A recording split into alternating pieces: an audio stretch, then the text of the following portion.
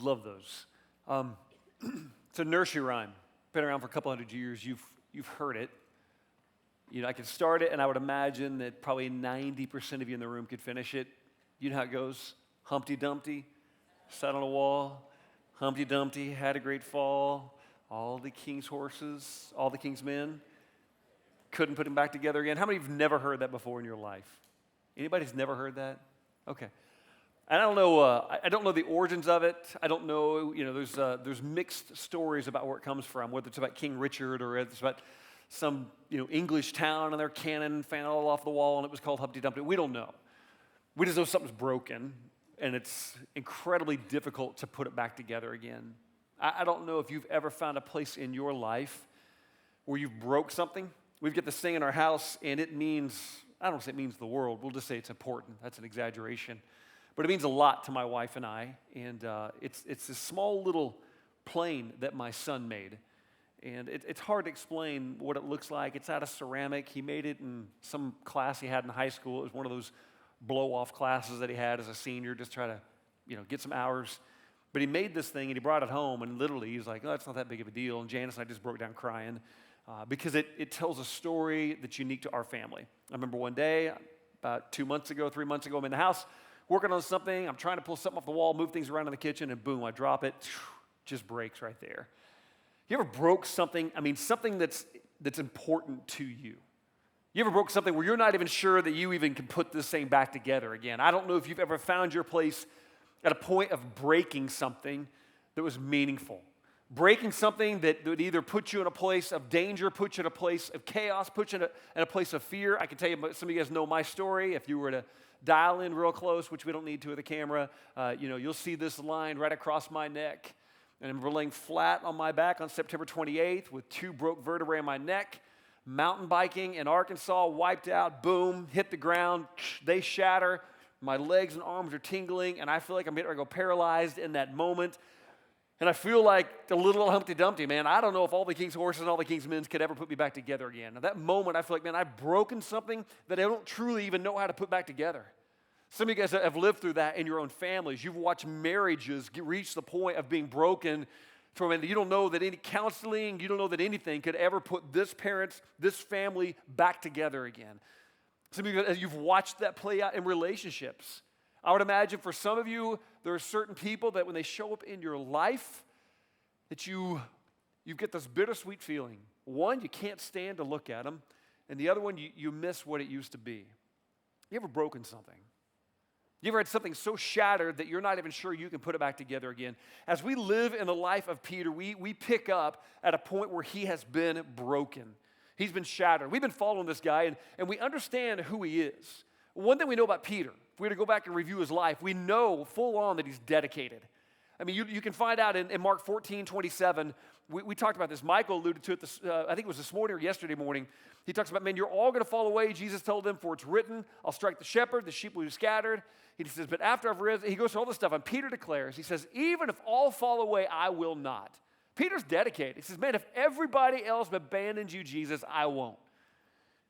He goes on to say, well, Jesus says, well, yeah, today, yes, tonight, before the rooster crows twice, you will disown me 3 times. But Peter insisted emphatically, even if I have to die with you, I will never disown you. And all the others did the same. I understand it wasn't just Peter. You ever broken something? But Peter was dedicated. And we know that not only was he dedicated, man, he was deadly. He was a guy that was willing to strike off the head, of another man in order to save Jesus. Pulls out a sword, takes off an ear. There's no doubt that he was committed to this relationship. No doubt. And honestly, he's a guy that isn't just deadly with a sword. He's a man who's determined. Peter, when everybody else abandons Jesus, don't just throw him under the bus because he disowns. Don't just blow him off and think he's just a failure. Keep in mind, everybody else scatters. Everybody else bails on Jesus. The way it plays out, he's in this garden praying. All of these soldiers show up. All these religious leaders show up to arrest Jesus. If you've not read this story, read it later on. They come to take him. Peter pulls out a sword and tries to save Jesus. Cuts off a guy's ear. Jesus picks it back up and sticks it back on there. Everybody, they take Jesus away, the soldiers do. Peter's one of the few people, he and another, that follow along in darkness. I almost picture him hiding behind trees, sneaking around, trying to see where they're taking him. He wants to pursue and stay with Jesus. He's determined. But we all know that he denied. If you get your Bibles, you might want to kick the lights up just a little bit so you can read them. Tonight, we're going to spend a lot of time in the text, a lot of time in the Word. So get your Bibles out. Let's start here. We're going to live in John 21, but let's start in Luke 22. All right? Get your Bibles out, get your app out, phone out. Doesn't matter to me how you do this. Just stay with me tonight. Because I think tonight, I know it's revolutionary in my heart, and I think it's got the chance to really be formative for each and every one of us in here. Not because of anything I'm going to say, but just because we're going to unpack this text. Let's start. Let's pick up with Peter in Luke 22:54. We talked about failure yesterday. In order to get to this conversation of trust, I want to just remind us of where we're coming from. Luke 22, verse 54. And then seizing him, they led him away. Luke 22:54. If you get somebody next to you that's finding it, don't be embarrassed. I love the fact you're trying to find it. Anybody need a minute to find it?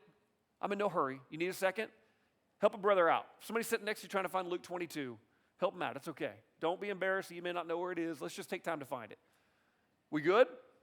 Okay, here we go. Luke 20. I could see people trying to find it, and we're not that big of a rush. Luke 22:54. Then seizing him, they led him away, and they took him to the house of the high priest, and Peter followed at a distance. That's what I was talking about a minute ago. He says, and when some had kindled a fire, remember that, in the middle of the courtyard, and sat down together, Peter sat down with them. And understand, it's chilly out. It's cool. So they got a fire built. Peter kind of slides over next to the fire. It's still pretty dark all around. You don't have, street lamps. There's no electricity. So yeah, everybody kind of gathers around this fire to kind of hunker down and get warm. A servant girl saw him seated there in the firelight. She looked closely at him and said, this man was with him, but he denied it. Number one, woman, I don't know him, he said. A little later, someone else saw him and said, now you're also one of them. Man, I am not. I love the exclamation point. Peter replied. About an hour later, so he's hanging out a while. It's not like he just snuck up to get a quick peek of where's Jesus. He's there a good amount of time trying to figure out what they're doing. And you got to keep in mind, yes, Jesus is his Lord. Yes, Jesus is his master. But I don't want you to miss this. He and Jesus are good friends. He loves Jesus. They've traveled for some years together. These guys, they care for one another. They're friends at this point. And in fact, Peter's one of the guys that usually when Jesus would isolate down, to four people, it was Peter and Andrew. They were brothers. James and John, they were brothers. And when Jesus pulled it down to just three people, and he was going to, have a conversation, it was always going to be Peter, James, and John. And then when Jesus would pull down just to two guys, out of the 12, pull down just to have a conversation with two, it was always Peter and John. So Peter's like on the inside. He cares about Jesus. They're friends, man. Don't miss that. They got a deep relationship. And he says, about an hour later, another certainly this fellow's with him, for he's a Galilean. Peter replied, man, I don't know what you're talking about. And just as he was speaking, the rooster crowed. Now check this. The Lord turned and looked straight at Peter. They make eye contact in this moment. I don't know if you realize that. Another text that you could read talks about that, but it mentions here, the Lord turned and looked straight at him, and Peter remembered the word of the Lord had spoken to him, before the rooster crows today, you will disown me 3 times. And he went outside, and he wept bitterly. And I don't know if you've ever broken something. I don't know if you've ever broken something to the point that it's driven you to tears, it's driven you to anguish, it's driven you to pain. I don't know if you've ever been a part of something that's been broken. And like I mentioned earlier, for some of you, it might have been your parents' marriage, and you know what it's like to go in and shut the door and just absolutely weep over what's going on in your home. In this moment, Peter is wrecked, legitimately wrecked. This is like grown man sobbing, like the tears that Nate was talking about. This is ugly cry, is what this is. He's weeping over a broken relationship. He's weeping over what he's done. And we pick him up, and he feels defeated. So let's go ahead and go over to John chapter 21. We're going to live right in that galaxy for the rest of the time tonight. But before we go to John 21, I want to talk a little bit, just briefly, from John 20. Let's talk about, so he's gone from denying Jesus. I'm going to say he's gone from being a denier to now he feels a bit defeated. And this all sets up where we're headed in a second. You got to get Peter's state of mind. So it says this in John chapter 20, verse 19. On the evening of that first day of the week when the disciples were together, with the doors locked for fear of the Jews. Now, I read that, and some of you guys hear like Charlie Brown's teacher, like, wah, wah, wah, wah, wah, wah, wah. All right, let's set the scene, man. Their Messiah, their God, their friend is dead, risen from the dead, and they don't know what's going on. And right now, they're fearful for their lives, thinking the same way they killed him, they're going to come kill us. So they've holed up in this little room. They kind of rolled up a towel in my mind, put it by the door so no noise comes out from underneath it. They've drawn the curtains, they've hung up blankets, and they're all sitting quietly in this room going, shh, keep quiet. They are scared out of their ever-loving minds that they're going to die the same way Jesus did. They are keeping the doors locked for fear of the Jews. I need you to understand that fear. I don't know if you've ever been in your bedroom late at night and you think you hear something. I've never been a place where you've heard a sound or you've been in a situation where you felt fear. These guys aren't just scaredy cats. They're literally afraid for their very lives, man. We're going to die. They're going to kill us too. And he says, and Jesus came and he stood among them and he said, you are idiots. No, he doesn't. He says, peace be with you. And after that, actually, before that, he says, Jesus came and he stood among them and he said, peace be with you. And after he said this, he showed him his hands and his sides, and the disciples were overjoyed that they saw the Lord. Yeah, understatement. And again, Jesus said, peace be with you. As the Father sent me, I'm sending you. And with that, he does what I think is one of the weirdest, not the weirdest, but one of the weirder things in Scripture. And with that, he on them. That's weird. I'm just telling you, we don't do that in our culture. Turn to the person next to you, just breathe on them. Yeah, you like that? That's weird. Nobody likes that. The fact you just did that bothers me, okay? Just because somebody says to do it doesn't mean you do. You can look at it going, when you feel somebody's hot breath on you, it kind of creeps you out. But in this moment, understand it's different. And with that, 4 words, he breathed on them, he on them. It just sounds weird, man. But what Jesus does in that moment is he fills them with the Holy Spirit, man. He gives them a peace that goes beyond anything they've done. He gives them a peace that goes beyond their failures. He gives them a peace that goes beyond anything they've done to break it. These guys felt defeated and afraid, and Jesus fills them with his Spirit. Now let's get to what we really want to talk about today, okay? We're just getting warmed up. Let's go. John 21. Let's get busy. I got to move fast. It says, afterward, Jesus appeared again to his disciples. This is the seventh time he's appeared to them by the Sea of Tiberias. It happened this way. Simon Peter. All right, you see that in there? You look at your Bibles real quick. Okay, check that out. Look down there. Verse 2, Simon Peter. I want you to understand something. John is careful the way he does this. He's taking Peter right now back to his old name. Okay? No longer Simon, now you're Peter. This testimony you've got, I'm going to build my church on that testimony. And he says, your name is now Peter. You are Cephas, a rock. This is who you are. And in this moment, John takes him back to his old name. Takes him back to his old name. Keep reading with me. Goes down, it says, Simon Peter, Thomas, called Didymus. That just means he was a twin, okay? Moving on, it says, Nathanael from Cana in Galilee. The sons of Zebedee and 2 other disciples were together. I'm going out to fish.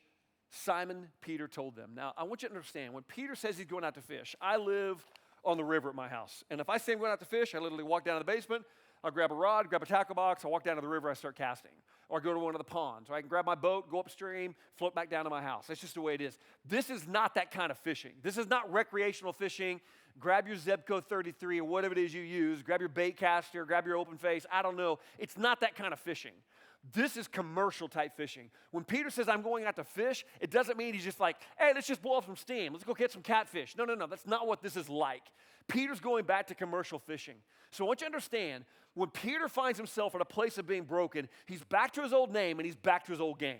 He goes, and remember, the first time that Jesus meets him, whether that's when he's with John the Baptist or whether it's in Luke when he's fishing, I don't know which one comes first. But I know that one of the first times that Jesus meets Peter, he's a fisherman. And Jesus tells him, no longer are you going to fish for fish. He's out in this boat. They fish all day. They don't catch anything. Jesus shows up. Luke 5, I think. They fished all night. They don't catch anything. Jesus shows up and says, what, you didn't catch anything? Throw your net on the other side. This is early on when he first meets him. Throw the net on the other side. Boom, catch all these fish. Peter's just blown away. Blown away. And he says, hey, man, no longer going to fish for fish, but now you're going to fish for men. And on that day, Peter walks away, man. He walks away from the business. It was a family business. His dad and John's dad. They have this business they've got together. They're in business together, fishing in Galilee. It's what they do. And those two boys, they abandon the family business and they move on to follow the Messiah. And all of a sudden, what do you find? He's back to his old name, he's back to his old game. And I'm telling you, that is my story. When I find myself in sin, when I find myself making mistakes, it's so easy for me to go back to the old way. You ever felt that way? It's easy to go back to the old habits. You know what it's like when you're not feeling good spiritually, and all of a sudden, man, your language begins to change, your attitude begins to change, the things you're interested in begin to change, and really, even the people you hang out with begin to change. And I can tell you my life, sometimes it's the people I hurt right nearest to me. Peter's back to his old name, he's back to his old game, and he's taking his buddies right along with him. That's Peter. That's where we're picking him up. Let's keep moving this text, because I'm not going nearly fast enough. And he says, we'll go with you. So they got in the boat, but that night they caught nothing. You got to keep in mind is that's the exact same thing that happened the last time these boys went fishing. Now, I don't know if they probably got the boat from their dad. That's probably where the boat comes from. You know, Dad, we borrow the boat tonight. We're going to go fishing again. I don't know if Dad's saying, I thought you guys were following Jesus now. I thought you left this net stuff. Well, yeah, Dad, well, you know, some things happened. He died. You know, I kind of screwed things up. I don't know, man, if I can. I don't know, man. It's just different now, Dad. I blew it spiritually. I messed up. Can I just have the boat tonight, Dad? Can I just have the boat? Give me the keys to the boat, Dad. I'm out. I'm gonna go out with some friends tonight. So he goes out, he gets to the boat, and that night they caught nothing, just like the last time they went out. Deja vu. Goes on in the text. It says, early in the morning, Jesus stood on the shore, but the disciples did not realize it was Jesus. I don't think it's some Jedi move. Probably if you've ever been fishing on a lake. Any of you here like to fish on lakes or on rivers? I'm a fisherman. You know what it's like early in the morning. What's happening early in the morning? Yeah, you got fog. You got mist rising up. It's always like that, especially on a nice, cool lake. I don't know why they can't tell it's not him. I'm guessing that's probably what it is. They're probably maybe 100, 200 yards out from shore. It's early in the morning. You can see a silhouette over there. And they're kind of, they're fishing like, man, who's that dude over there by himself? It's not like you stand on the side of the shore and cast a fishing rod out and reel things in. Like, who's the guy on the shore? And they're just kind of out there fishing all night. Let's keep reading through the text. Goes on, he says, early in the morning, Jesus stood on the shore, but the disciples did not realize it was Jesus, and he called to them, friends, haven't you any fish? As a fisherman, I always hate that question. Like, dude, don't ask me that. Don't ask me that question. No, I haven't. And in fact, he's God. He knows they haven't caught anything. He's fully aware. Like, yeah, of course you haven't caught anything. I've been telling the fish to go over here all night. So they're out there, they're in the boat, and it's interesting what Jesus does. You know, it says friends, and it's not like we use that terminology. The way we would say it is like, he says, hey, fellas. It's really an endearing phrase. He basically says, hey, fellas, you catch anything? They're like, who's the dude on the shore? Like, who wants to answer him? You know, Nathaniel, it's on you. No, the sons of Zebedee do it. I'm not doing it. Somebody answer the guy. Eventually, you see it play out this way. No, they answered. And all of a sudden, here it happens. They said, throw your net on the right side of the boat, and you'll find some. Now, you got to keep in mind, hold on, man. Hold on. Don't lose this. Come on, please don't lose this moment. When Jesus says that, that's a big deal, man. When Jesus says, standing on the shore, hey, fellas, you'll catch anything? No. It's a little pause. Well, why don't you try throwing your net on the right side of the boat? You'll find some. Whew. All of a sudden, these boys in that boat get goosebumps. The hair starts to stand up on their arms. All of a sudden, the hair stands at the back of their neck. And they start looking at one another. Because the last time these guys got in a boat and some dude on the shore yelled at them and they'd fished all night and hadn't got anything, and a guy on the shore yelled, throw your nets out on the other side. The last time they did that, the nets got so full they had to call another boat to help them pull it in. And in that moment, as Jesus stands there and he's on the shore and he goes, hey boys, throw your net on the other side of the boat. You'll find some. The goosebumps start coming up and they're looking at one another, all these guys in the boat. You're like, you think that's, I don't know, man. I don't know. And all of a sudden, they're like, only one way to town. They're pulling those nets in as fast as they can, and they're getting the nets all ready, and you can feel the anticipation of the boat. They're looking at one another. You think that's him, man? I don't know if it's him or not. I love this story, man. And then the disciple whom Jesus loved said to Peter, it's the Lord, man. That exclamation point, I wish I could say it the way John said it. He just said, it's the Lord. And as soon as Simon Peter heard him say, it's the Lord, he wrapped his outer garment on because he'd taken it off, and he jumped into the water. Hey, when's the last time Peter jumped out of a boat to meet Jesus? He ain't walking on water today, folks. Today, he's almost doing what would really be the equivalent of crawling back to him. The last time he jumped out of a boat, he walked on water. And this time, he's just doing everything he can. I love the fact that Peter, with reckless abandon, says, I know that. That's my friend. That's the God that loves me. And he throws that outer garment on. You got to keep in mind, he just was trying to get down to, wouldn't get all tangled up in the nets with the robe and stuff he's wearing. So he dives in and he's gone. Let's keep reading. It said the other disciples followed in the boat, towing the net full of fish. They were not far offshore, about 100 yards. And when they landed, they saw a fire of burning coals there with fish on it and some bread. All right, I want you to understand that word for fire is a really, really important word. In fact, John only uses that word twice. It's not a common word that you would use. We have a lot of words for fire. We could say fire, flame, we have all kinds of words we could use to talk about a fire. But this word for fire is unique. And John only uses it a couple of times, and it's not used that often in Scripture. The other place that word for fire is used, if you get your Bibles, I want you to flip back just a couple of pages to John chapter 18. Keep your hand at John 21. Just flip back a couple of pages to John 18. And I want you to look at verse 18. It says, it was cold, and the servants and officials stood around a fire. That word fire is the exact same word that's used in John 21.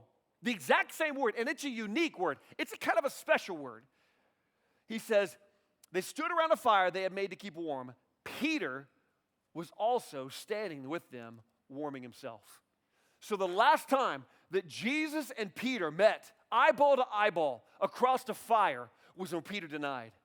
He's jumped out of this boat. He's not walking on water. He's swimming for shore. And now they're standing around this fire.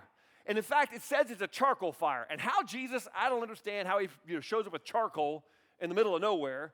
I don't think he's carrying around a Kingsford bag or anything like that. But he's got charcoal. He's got a fire. It's the same type of fire that they would have had that night when they're denying. That charcoal fire sitting there in that space, looking across eyeball to eyeball with Peter, and they meet around that fire. Can you imagine the moment? All of these things coming together, all of these reminders. And then Peter looks, he's like, dude, the last time I made eye contact with you around a fire was denying. And then he looks down, he goes, oh man, fish and bread. And I know it's a common meal. It's a common meal in that time, but keep in mind, fish and bread for Peter, it's going to conjure memories of like the feeding of 4,000 or the feeding of 5,000 when Peter brings, hey, I got this kid and all the stuff that happened. He's being flooded with memories as he meets his friend back in this moment. Let's keep going.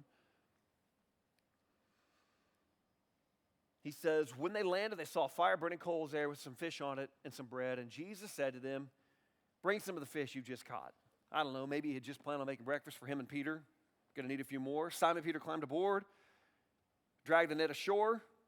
I don't know if you've seen anything like me. I would have loved to have deflected eye contact for just a minute. Awkward moments are difficult. He says, and it was full of large fish, 153. Now, that's exactly what I would have done. I would have told you exactly how many fish I caught, okay? And any fisherman in the room knows, oh, yeah, we get it. Somebody's like, how many did you catch? I'm like, I don't know. We may have caught 15 or 20. And you're like, wow, you know exactly that you caught, 18. Okay? And most of you can tell exactly how much weight. I mean, we know that as fishermen. We always know how many we caught. And these guys are like, yep, we caught 153, and they were big. Love that out of these guys. Moving on. It says, he says, it was full of large fish, 153, there was so many the net was not torn. And Jesus said to them, come and have breakfast. I love that. Come and have breakfast. Jesus doesn't look at them and say, you morons, you screwed it all up again. You said you're going to follow me. You all said in that room. It wasn't just Peter that said they would die for him. It says in the text that the other guys said it as well. Jesus just didn't look at them and say, you know what? I'm going to Chuck Norris you all upside the head right now. He doesn't do that. He doesn't show up and say, you bunch of losers. I invested 3 years of my life in you. I expected more from you. You screwed this all up. No. What'd you do? Hey, let's eat. Let's eat. He said, none of the disciples dared ask him, who are you? They knew it was the Lord. And listen to this. Jesus came, and he took the bread, and he gave it to them. What does that sound like? Come on. If you grew up in church at all, what's it sound like? Communion? What's communion remind us of? Yeah, it reminds us of that moment of the Last Supper. The last time these guys had a meal together, they were breaking bread, and Jesus is saying, this is my body that's broken for you. So when Jesus looks at them, fire going there, the boys are all set down, fish still flopping in the nets probably, breakfast is on, everybody sits down, He taps that loaf of bread and looks at him, and he breaks it. It's interesting, that word, when he breaks that bread, I want you to keep in mind Luke 24:30, where it says, when he was at the table with them, he took the bread, gave thanks, and broke it and gave it to them. It's also interesting in Luke 24 that when they're on the road to Emmaus, there are these two guys that are walking along with Jesus. And an interesting thing, if you got your Bible, some of you guys that love this kind of stuff, in Luke 24:35, there's a really interesting phrase that happens in there. It says it's these two guys on the road to Emmaus. They don't really know. Jesus is not revealing his identity yet, but check this out. Then the two told what had happened on the way, how Jesus was recognized by them when he broke bread. There's something amazing when Jesus takes that loaf. He just looks them right in the eye and goes, "Coom." And they remember. Keep going through the text a little more. It says this, verse 14. Says, this was now the third time Jesus appears to his disciples after he was raised from the dead. Now let's get to the point of restoration. It says, after they finished eating, Jesus said to Simon Peter, he says, Simon, son of John. Now keep in mind, he'll only call him by this name 4 times. He calls him Simon, son of John on the day that he calls him into ministry. He calls him Simon, son of John, when Peter gives this amazing testimony that says, you are the Christ, the Son of the living God. He calls him Simon, son of John, when he falls asleep in the Garden of Gethsemane. And Jesus calls him Simon, son of John, right here. When Jesus calls him Simon, son of John, he's trying to get his attention. I don't know what name your mama calls you by. I don't know what name your dad would call you by. I don't know what name people can call you by that all of a sudden they've got your attention. I don't know if it's your first, middle, and last name. I don't know what it is. But in this moment, John's trying to say, when he says Simon, son of John, he takes Peter all the way back to the day they first met in the book of Mark, all the way back to the first moment. He reels him all the way back, basically to the womb, and he says, Simon, son of John. Simon, son of John. And Peter would have went, whoop. There's been 3 other times in his life that he got called that by Jesus, and all 3 of those were important. Simon, son of John, do you truly love me more than these? That word for love is really unique. We get a lot of different words for love. Like, you ever feel weird telling you, like, you love your mom, you love your grandma, then at the same time you love pizza? Like, that's not really equal. We get it. The way we look at love is like, I love the Chiefs. I do. I love the Kansas City Chiefs. They're awesome. I love that football team. And I love my wife. We would all realize, I sure hope they are not of the same, no, they are not of the same caliber, okay? I love my wife. She'll be pleased to hear this a whole lot more than I love the Chiefs. So even sometimes in our language, the word love kind of gets messed with a little bit. You know what I mean? We kind of wish we had more words to kind of move in a progression. Well, they've got that in Greek. This word love in Greek, okay, is agape. Say agape. Agape. It's a unique word. And I'm not going to do it justice. I'm not going to try to go into a deep theological definition of it, but it's that God-sized love. It's just unconditional, huge love. And he looks at him and he says, Peter, do you agape me? Say agape. Agape. Peter, do you agape me? Do you love me? And this is like, I don't want to say it's a pinnacle of love, as if it's always better than all the other kinds of love, but it's a unique kind of love. Let's just say that. It's a God-shaped, unconditional, huge, massive love. Do you love me? Peter replies. He says, yes, Lord, you know that I love you. You know that I, no. There's a problem. It's not agape. You ever heard of a city called Philadelphia? Okay? It's called the city of brotherly love. Yeah. Philadelphia, phileo. Okay, we're going to kind of toy with this a little bit. The word here that Peter uses is not agape. The word he uses is phileo. And what that means is, I'm going to not doing this justice, but just give me grace and latitude here. It's kind of like saying, yes, Lord, you know that I like you. What? Can you imagine if you looked at your significant other someday and said, I love you, and they go, I like you too. Whoa, stop for just a second, man. You can't do that. You can't say it that way. Peter just looks at him, and Jesus says, do you agape me? And Peter says, Lord, you know that I phileo you. You know that I like you. Ooh, let's keep reading. He says, feed my lambs. Again, Jesus said, Simon, son of John, do you truly agape? Do you truly love me? Say agape. Okay, Jesus says, Simon, son of John, do you agape me? This God-shaped, massive love. Simon, son of John, do you love me? Yes, Lord, he answered. You know that I, he does say phileo.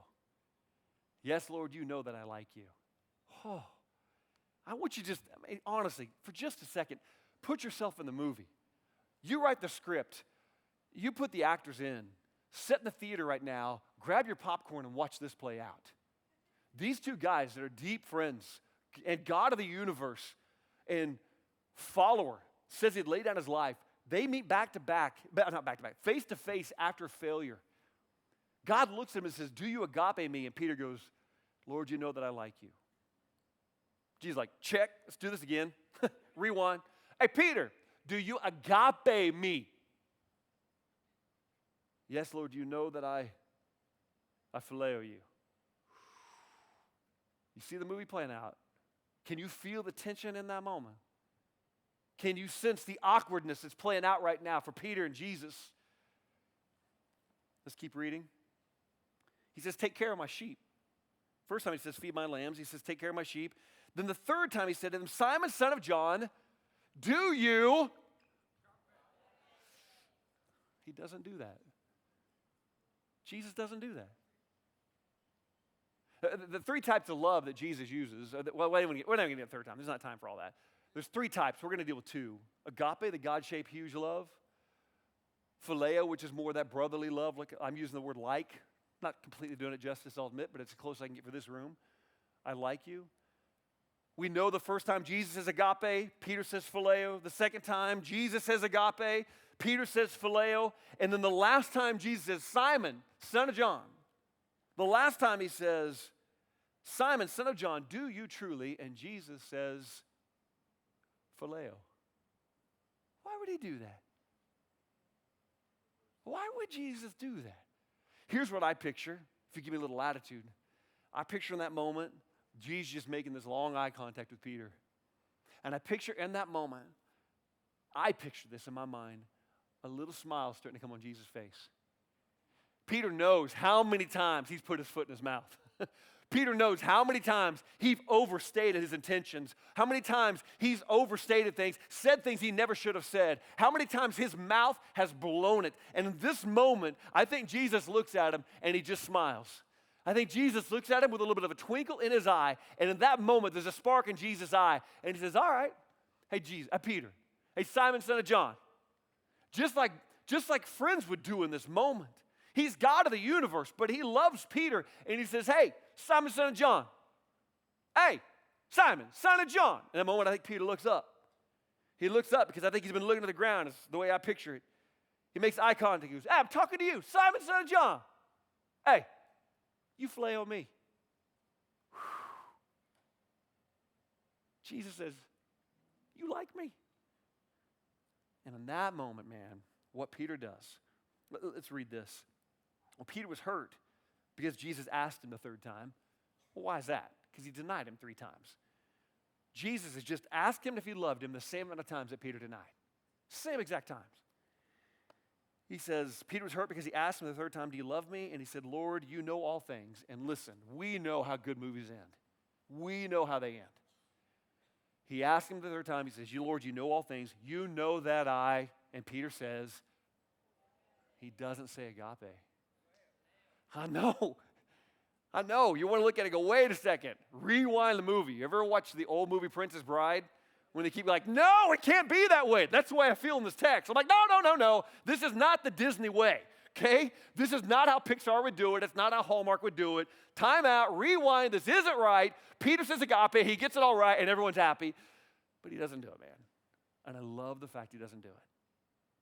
He says, Lord, you know all things. That's the kicker. You know that I phileo you. You know that I like you. And then Jesus says this. He says, feed my sheep. I tell you the truth that when you were younger, you dressed yourself and you went where you wanted. But when you are old, you will stretch out your hands. We'll talk about that in a second. And someone else will dress you and lead you where you do not want to go. The beautiful thing about Jesus in this moment, and this is the part I'm begging you to hear. So many times for some of you guys spiritually, you've broken. I mean, you've screwed up royally. Some of you guys have made promises to God about things that you were going to do, or man, let's be straight up honest, about things that you weren't going to do, okay? You made promises to God about how you were going to act on a date or how you were going to do this. You made promises to God maybe at Move or at camp somewhere else at some point in time. Or maybe you promised God, God, if you'll just do this, I promise I'll never do that. And we know what it's like in our own lives to be spiritually broken. I mean, I'm just telling you, in my life, I've screwed up spiritually. I've made mistakes. I've lived in sin. Is there anybody else in this room besides me that's ever just completely screwed it all up? Anybody else? You ever felt like Humpty Dumpty? You sat on the wall, you were going to be great spiritually, and all of a sudden you had a big fall, and you feel like that all the king's horses and all the king's men, ain't nobody going to put you back together again. Not after what you did, not after what you keep doing, not after what you said, not after what you keep saying, and all of a sudden you sat in this room and you're doing your very best to muster spirituality, and with all in all, you've got this little inception idea in your head, you're just going to blow it again, man. You're just going to screw it all up. It's great, yeah. We'll get all geeked out, we'll get all excited, we'll sing some worship songs, but some of you in the back of your head, you're like, man, I'm just about 2 minutes from blowing it. I know that. I'm going to screw this all up again. And in that moment, Jesus looks at you like he looks at Peter, and he says, I'm not asking for you to give me a false spirituality. I'm not asking you to sing a worship song and be something you're not. If all you can give him is, Jesus, I like you, he says, I can work with that. I can work with that. I can do something with that. Jesus would rather have your authentic, real, just truthful self about where you are spiritually than you mustering up words of love for him that aren't even reflected in your heart. If all you can do in this moment is go, Jesus, I'm struggling, I've blown it, I'm broken, but man, I like you. I think he gets a little twinkle in his eye, and the side of his mouth starts to curl, and he goes, all right, I like you too. Let's just start there.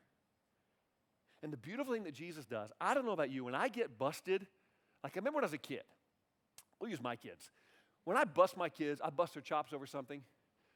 The worst thing that I can do is just leave them wallowing in their misery.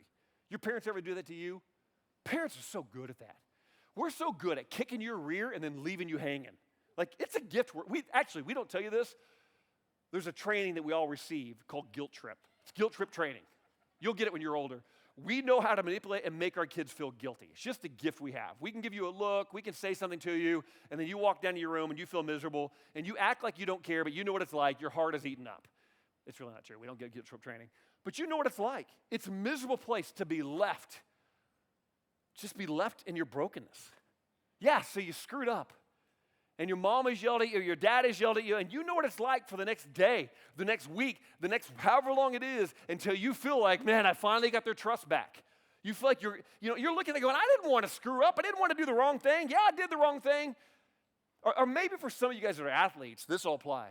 You know what it's like if you're an athlete, and you screw it up on the court, or you screw up on the field, and you know you blew it. You know you missed your coverage. You know you missed your pass. You know whatever it is, you know that you blew it.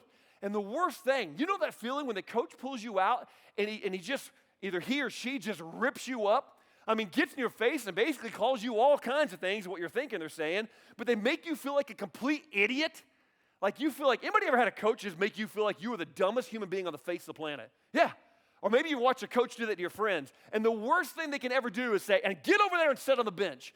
And so now you just sit on the bench in your misery, in your brokenness, and just constantly focus on how screwed up you are and how much you messed up this team and how you probably lost the game for everybody. And what do you want desperately as a player in that moment? When you've screwed up and you've blown it and you know you did, and it's not like you set out to strike out. It's not like you set out to miss the pass. It's not like you set out to mess it up for the team. What do you desperately want in that moment? Come on. Any athlete in the room knows what you want. Say it. Okay? Fix it. What you're saying. Somebody else said it over here. What was it? Put me back in, man.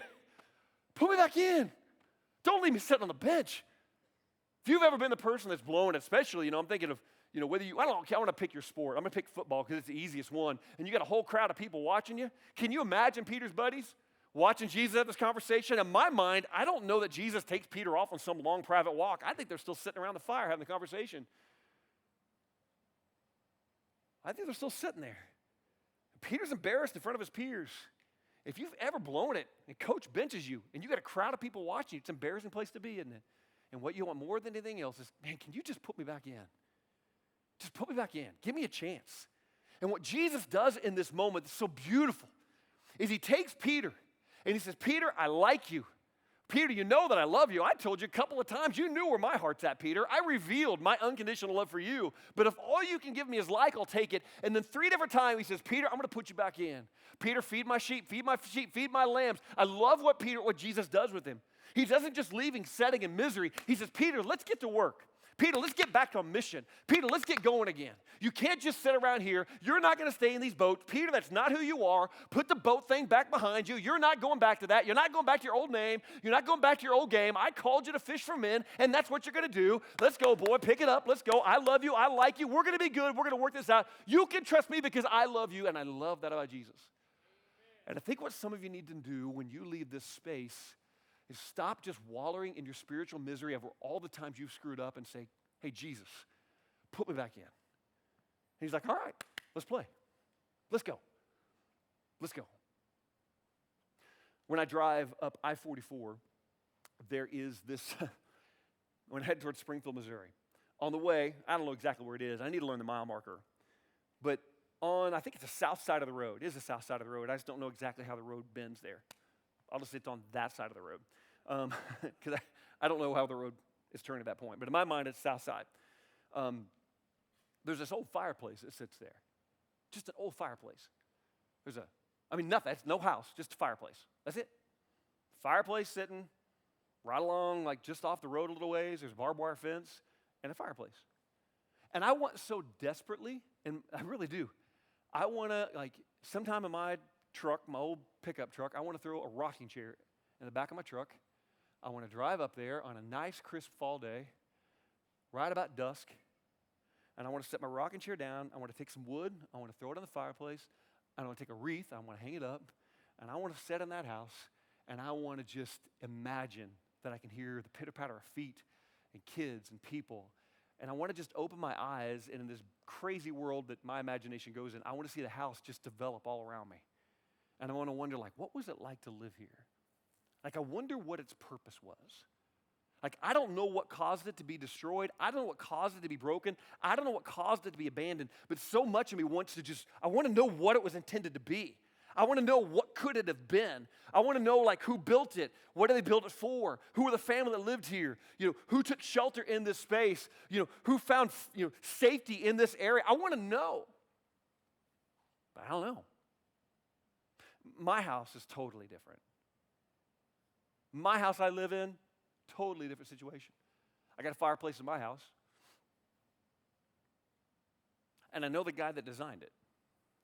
And in fact, if I've ever got a question about my house, I know where every electrical thing is run in my entire house. I know where all the boards are put. I know how the headers are put in. I know why this is built this way, why this is at this angle, because I live in a house that literally my dad built. My dad built it. Most of it he built with his own hands. Most of it, he had the calluses. Most of it, he went through and actually formed and fashioned. And it's an amazing thing when you know the builder. It's an amazing thing when you know the one and you can trust the word of the one who actually put the house together. I have no questions about it.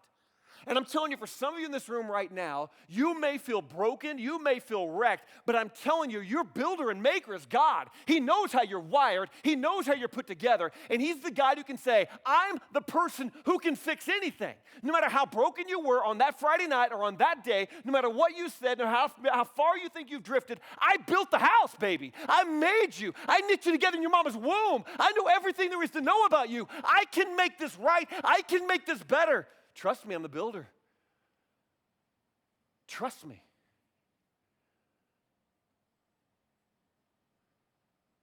How bad was it?